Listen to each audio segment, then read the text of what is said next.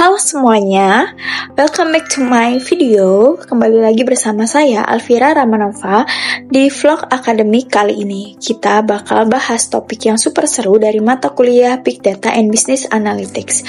Big Data itu adalah lautan data raksasa yang jumlahnya melimpah, jenisnya beragam, dan perputarannya sangat cepat. Sementara Business Analytics itu ibarat kacamata pintarnya.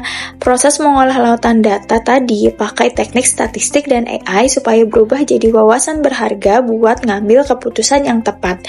Jadi, kalau disimpulkan, Big Data and Business Analytics itu adalah ilmu mengumpulkan lautan data yang super besar dan rumit, lalu diolah pakai teknologi cerdas seperti statistik dan AI supaya kita bisa nemuin pola tersembunyi, memprediksi apa yang akan terjadi, dan mengambil keputusan untuk keperluan bisnis maupun juga tentang kesehatan. Nah, materi yang akan dibedah hari ini bersumber langsung dari buku referensi utama kita berjudul Big Data and Business Analytics karangan Jay Leibowitz yang rilis pada tahun 2013. Lebih spesifiknya kita bakal bedah bab 7 yang judulnya yaitu Saving Lives with the Big Data Electronic Health Records. Bayangin deh, pernah nggak sih kalian mikir kalau tumpukan angka, catatan medis, dan jam pemeriksaan di rumah sakit yang kelihatannya ribet itu ternyata bisa nyelamatin ribuan nyawa dari kondisi medis yang sangat mematikan? Lewat bab 7 ini kita bakal lihat bagaimana canggihnya big data yang awalnya cuma dipakai buat administrasi biasa sekarang berubah jadi alat prediksi klinis yang super powerful, khususnya dalam menyelamatkan pasien dari sepsis, salah satu pembunuh paling senyap di rumah sakit. Oke, sekarang kita masuk ke bahasan utama bab 7. Kenapa sih big data ini penting banget di rumah sakit? Pertama-tama kita harus kenal dulu sama penyakit yang namanya sepsis. Sepsis adalah reaksi berantai berbahaya di mana sistem kekebalan tubuh panik dan bereaksi secara berlebihan saat melawan infeksi. Bukannya cuma membunuh kuman infeksi, reaksi berlebihan ini malah menyerang dan merusak jaringan serta organ tubuhnya sendiri seperti paru-paru, ginjal, hati, dan otak. Jika berkembang menjadi shock septik atau kegagalan jantung, tingkat kematiannya mencapai hampir 50%. Dalam dunia medis, sepsis adalah salah satu penyebab kematian tertinggi sekaligus komplikasi paling ditakuti pada pasien rawat inap. Infeksi sepsis yang didapat selama pasien dirawat di rumah sakit ini sering disebut sebagai Healthcare Associated Infection atau HAIS, atau infeksi nosokomial. Kenapa pasien rumah sakit rentan sepsis? Ada 4 alasan utama. Pertama, penggunaan alat medis invasif seperti infus dan keteter yang jadi pintu masuk kuman. Kedua, imunitas pasien sedang drop atau ada luka operasi. Ketiga, paparan bakteri kebal obat di rumah sakit. Dan keempat, risiko dari prosedur pembedahan itu sendiri. Rumah sakit adalah tempat berkumpulnya berbagai jenis kuman dan bakteri. Beberapa bakteri di rumah sakit telah bermutasi menjadi resisten terhadap banyak jenis antibiotik, contohnya MRSA atau Pseudomonas. Ketika pasien tertular bakteri kebal ini, infeksi sangat sulit diobati dan dengan cepat berkembang menjadi sepsis berat. Tantangan terberat sepsis adalah kecepatannya. Sepsis bergerak sangat cepat.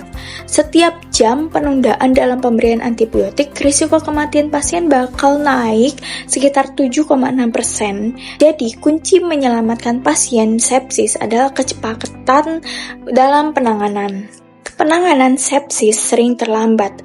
Masalahnya ada pada sistem penyimpanan data rumah sakit tradisional yang sifatnya siloid atau terkotak-kotak. Bayangkan begini, hasil tes darah pasien ada di komputer laboratorium, catatan tensi dan suhu ada di papan jalan suster, riwayat penyakit ada di berkas rekam medis, dan pemantauan jantung ada di alat monitor ruang ICU.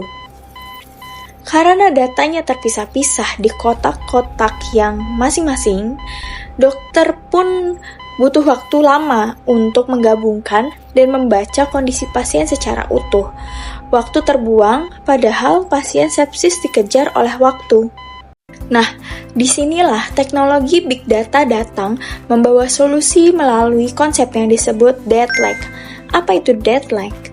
Gampangnya, data lake adalah wadah penampungan data raksasa, tempat semua aliran data dari laboratorium, catatan suster, monitor ICU, dan rekam medis disedot dan disatukan ke dalam satu tempat secara real time. Dalam bab 7 dijelaskan, data yang masuk ke data lake ini terbagi jadi dua jenis. Pertama, data terstruktur, seperti angka suhu tubuh, tekanan darah, dan kadar leukosit. Yang kedua, data penanda waktu atau timestamps, yaitu catatan waktu yang sangat presisi hingga hitungan detik. Jadi, sistem tahu jam 8 suhu naik, jam 8.15 detak jantung melonjak, dan sebagainya. Nah, sekarang pertanyaannya, bagaimana sih algoritma analitik ini bekerja secara konkret di rumah sakit? Mari kita hubungkan teori bisnis analytics dengan ilmu medis. Dalam dunia medis, para dokter sebenarnya sudah punya rumusan atau standar skor bahaya penyakit seperti SIRS, Systemic Inflammatory Response Syndrome, dan MIWS, Modified Early Warning Score.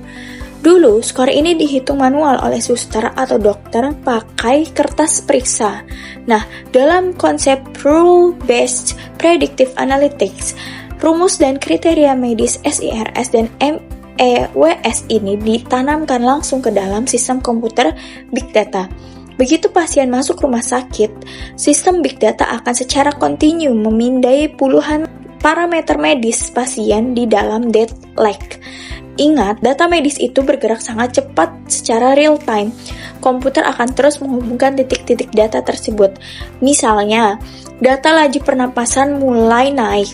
Hasil tes sel darah putih di lab menunjukkan angka abnormal, dan grafik tekanan darah mulai memperlihatkan tren menurun. Jika ditemukan kombinasi tanda bahaya ini, algoritma analitik tidak cuma membaca data, tetapi langsung menjalankan fungsi Prescriptive Analytics. Sistem akan memicu Early Warning Alert atau alarm peringatan dini secara otomatis yang dikirim langsung ke layar tablet atau smartwatch dokter dan perawat yang sedang bertugas. Poin paling krusial di bab 7 buku J. Leibowitz ini menekankan bahwa Big Data Analytics tidak pernah bertujuan menggantikan peran dokter. Teknologi ini bertindak sebagai augmented intelligence, yaitu kacamata pembesar yang memperkuat kemampuan analisis medis manusia. Canggihnya, sistem ini bisa memberikan peringatan hingga beberapa jam sebelum gejala fisik sepsis yang parah terlihat oleh mata telanjang manusia. Waktu ekstra inilah yang disebut golden period, waktu emas dokter mendapatkan ruang waktu vital ini untuk langsung memberikan tindakan medis berupa intervensi antibiotik dan cairan sebelum organ pasien mengalami kerusakan parah. Nah teman-teman, nilai paling berharga dari materi pembahasan kita kali ini tidak berhenti pada konsep teoritis belaka, melainkan dibuktikan langsung melalui bukti empiris di dunia nyata. Studi kasus ini mencatat hasil transformasi yang sangat signifikan setelah sistem peringatan dini berbasis Big Data EHR ini diimplementasikan secara penuh. Contoh konkretnya, sebuah studi kolaboratif menganalisis rekam medis elektronik anonim di seluruh jaringan rumah sakit Mercy Health. Studi kolaboratif dilakukan dengan menganalisis rekam medis elektronik EHR secara anonim di seluruh jaringan rumah sakit Mercy Health. Penelitian berskala besar ini mengumpulkan data dari 27.000 pasien sepsis selama periode 2 tahun. Dari populasi pasien tersebut, tim peneliti berhasil mengekstrak lebih dari 100 juta entry data terpisah yang mencakup 4.000 variabel klinis pilihan. Mengingat data rekam medis elektronik pada dasarnya tidak memiliki struktur bawaan, para peneliti mengaplikasikan pendekatan ontologi berbasis waktu, time-centric ontology. Setiap tanda vital hasil tes laboratorium hingga tindakan medis yang diberikan diurutkan secara ketat berdasarkan stempel waktu elektronik timestamps untuk merekonstruksi kronologi penanganan pasien secara presisi. Melalui pemetaan alur waktu pasien terhadap penerapan protokol medis, tim melakukan analisis hubungan antara tingkat kepatuhan dan angka kematian, analisis kebutuhan versus kematian. Hasilnya menunjukkan korelasi langsung yang signifikan rumah sakit yang memiliki tingkat kepatuhan lebih tinggi terhadap protokol penanganan berhasil mencatatkan penurunan tingkat kematian pasien secara sangat drastis. Selain itu, studi ini memanfaatkan analitik prediktif dan pengenalan pola dengan mempelajari data historis pasien yang mengalami perburukan kondisi.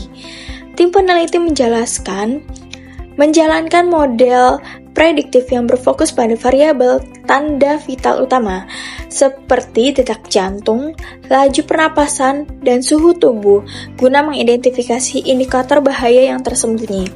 Salah satu temuan terpenting dari model ini menunjukkan bahwa kenaikan simultan pada detak jantung dan laju pernapasan merupakan indikator awal yang sangat kritis dari kondisi gawat darurat pasien.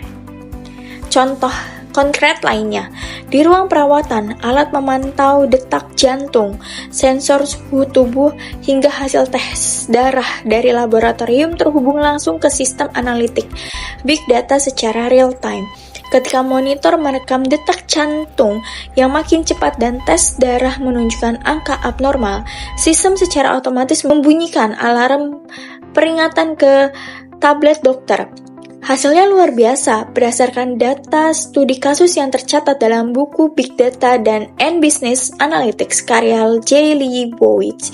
Penerapan wawasan berbasis data ini menghasilkan peningkatan klinis serta penurunan angka kematian akibat sepsis secara drastis.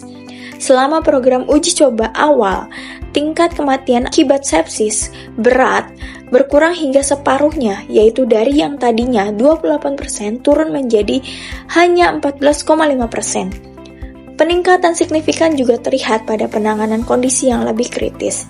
Bagi pasien yang mengalami shock septik, tingkat kematian berhasil ditekan secara drastis dari 47% turun menjadi 18,5% secara nyata.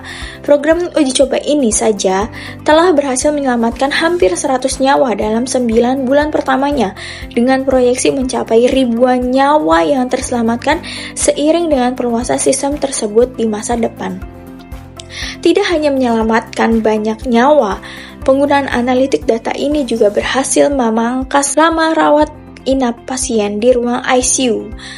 Karena pasien dapat sembuh dan pulih dengan jauh lebih cepat, biaya pengobatan pun menjadi lebih jauh efisien dan ekonomis. Sebagai kesimpulan, bab 7 dari buku Big Data and Business Analytics memberikan pelajaran berharga bagi kita semua.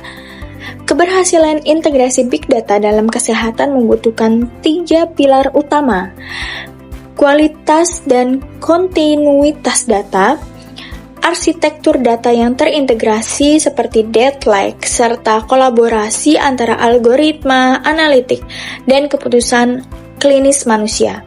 Penerapan ini menjadi bukti nyata bagaimana analitik data tingkat lanjut mampu transformasi data mentah yang pasif menjadi tindakan prediktif yang menyelamatkan jiwa.